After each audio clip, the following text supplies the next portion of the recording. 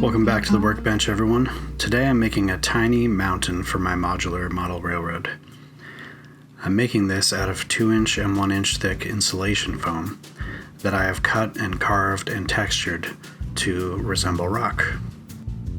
To do this, the first thing I do is take the raw insulation foam and cut general shapes out with my hot wire tool to fit in the spaces that I need. Then I carve into the foam with a utility knife to make some erosion lines or chip out some chunks of stone just to make it look more believable and more realistic.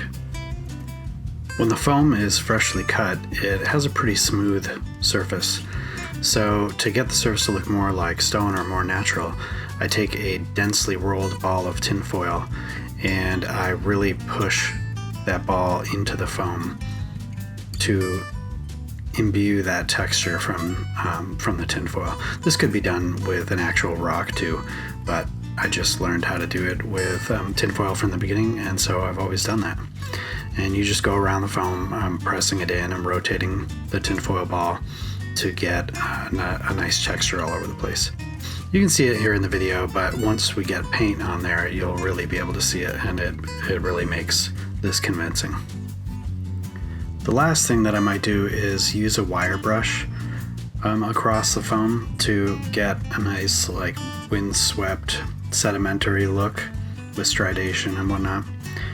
I'm not going to do this all over the place on this project because I'm trying to make a granite mountain. So it's going to be really high contrast, black, gray, white, and not so much sedimentary looking. So only in a few places I'll use the wire brush. Now, as I said, I'm going for a granite look for this little tiny mountain. So I'm going to go with a really simple paint scheme. First, every piece of foam is going to get covered in matte black. Then I'm going to do about a 70% dry brush of medium gray. And finally, maybe a 20% coverage dry brush of white. This is going to leave me with a really high contrast look.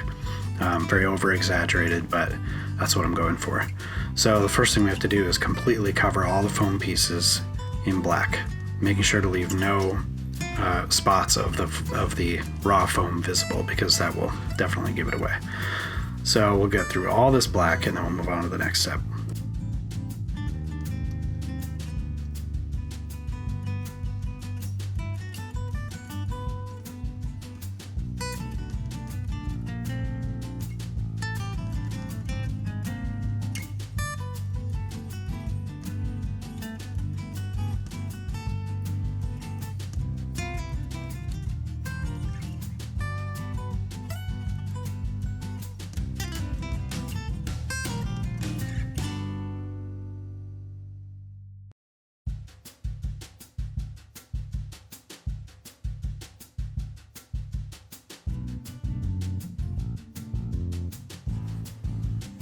Alright, and here's our final piece of the foam coming together with its black coat. So the next step is going to be that medium gray. And all these pieces are going to get roughly a 70% coverage of that medium gray. I'm just leaving the deepest recesses of the foam black, the darkest shadow details. Now, you may be tempted to go ahead and move on to that right now, but the black paint has to be completely dried before you move on to another coat. Otherwise, you're just going to smear that black around everywhere and it's going to come out terrible. So wait until it's completely dried and then move on. Alright, and we're back with nice dry foam pieces. So you want to use something like a 50% gray, a medium gray. This is, I think, Folk Art Steel Gray. And you want to use a fresh brush, clean brush. And you're also going to want a paper towel or a piece of cardboard or something to get most of the paint off of the brush after you dab it. This is because we're not globbing this paint on, we're not trying to fill recesses and details. We're trying to brush downward with a decent amount of paint to really highlight the stone. This certainly isn't a true dry brush where we're just trying to hit the very highlights and the tips. We definitely want to cover quite a bit of this. but it should be a pretty minimal coating on the brush as you brush down, so that we're leaving all of that good detail that we put into the foam. And again, you're going to need to go through and do all the pieces of foam like this, getting a nice even coat and leaving those deep details black.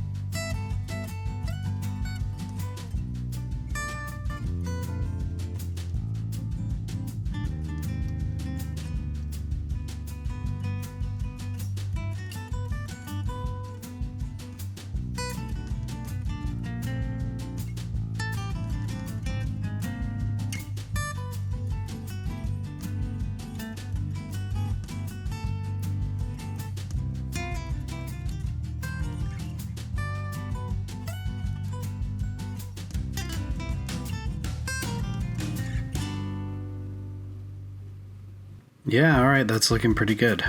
So we need to go through and give this same aesthetic, this same, percentage of coat on this medium gray to all the pieces.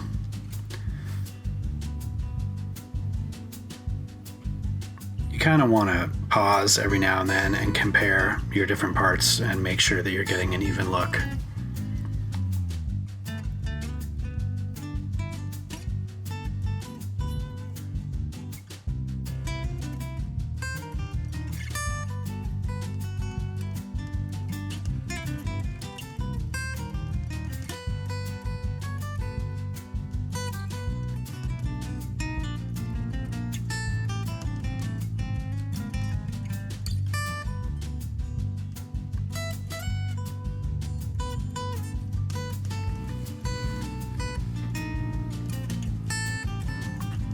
All right, and that's all of our pieces with the coat of medium gray. Again, I'm just going to go back through and compare them to each other, make sure that one piece doesn't look drastically different than another once they get stacked up into the whole mountain. And then we need to let this coat completely dry before we move on to the last dry brushing of white. And that's going to be a really minimal coating on the highest bits of detail. And with the gray coat dry, we can get onto this final dry brushing of white. You want to use a fresh, clean, dry brush, and you're just going to apply some of the white and really rub it into the paper towel to leave just a very minimal amount of paint. Now you're brushing downward, focusing on the highest edges of the rock detail. Nice quick strokes, just highlighting those upper edges and any cracks and details in the middle that you're trying to get to pop. So just be patient, make sure you don't have too much paint on the brush, and move through the pieces, highlighting those greatest of details.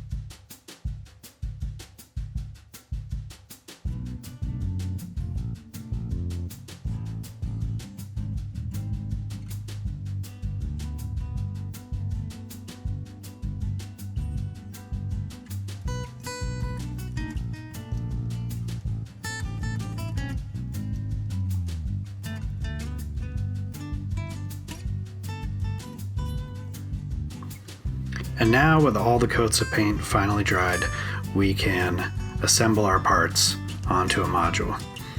I have a half hex module here that was given to me by Hex-Trak and JS Models of the UK. These are the other two gentlemen that are the co-creators of Hex-Trak with myself. So thank you very much for sending that along. It's a great module, 6mm MDF, very simple to put together. So I'm just lining up my track, and I'm just going to place my foam pieces in just to get a feel for how this is going to go together. So I have my back pieces, and I'm just aligning them to the back edge of this half module. Then I have my first front piece, and this is filling that front space without overhanging the front edge and enough clearance for my train. I've also got a portal that I've made also out of the same insulation foam. I just have used a pencil to scribe in some wood grain, the larger details, and then I just brushed it down with the wire brush to get some good wood grain detail. And just like the stone, it got a dark brown coat of paint, and then a lighter brown coat of paint, and then like a tan for the details. So this is just going to fit right in to a kind of cutaway that I have in my stonework.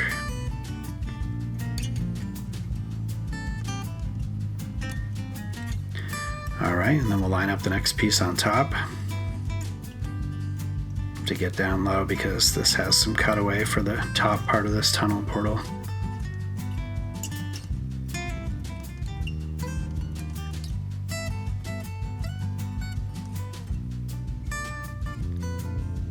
There we go.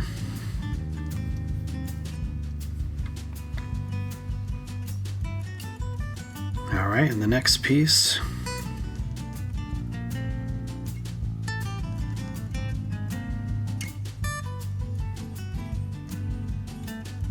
Looks good, and then I have two detail pieces on top. So this is just like a dry fitting. These are going to get attached to each other either with foam safe super glue or construction adhesive, but I think it looks pretty good.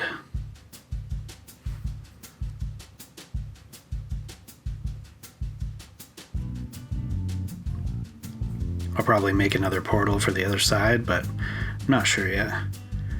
It looks pretty good, just raw cutaway. And of course this will get ballasted, and this back section will get a coat of black paint, and there will be flocking and static grass and all that detail stuff to do, but I just thought it was worth making a video just on the foam work.